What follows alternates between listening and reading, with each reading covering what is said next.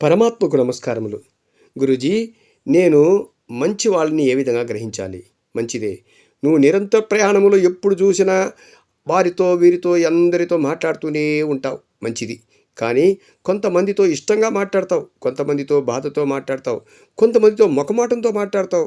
కాబట్టి నువ్వు కార్యాలయంలో మాట్లాడినా, వ్యాపార సంస్థలో మాట్లాడినా నువ్వు ఏదో రకంగా మాట్లాడుతూనే ఉంటావు. అవి మంచి చెడులు రెండు కూడా. కానీ కొంతమందితో మాట్లాడుతూ బోరింగ్ కొడుతూనే ఉంటుంది, కానీ వారితో మాట్లాడడం మానేస్తావు. కాబట్టి ఒకరి వద్ద మాత్రం మాట్లాడితే వారి దగ్గర మంచి శక్తి ఉంటుంది, వారితో వైబ్రేషన్ ఉంటుంది, వాళ్ళతో పాజిటివ్ మాటలు వెలువడుతూ ఉంటుంది.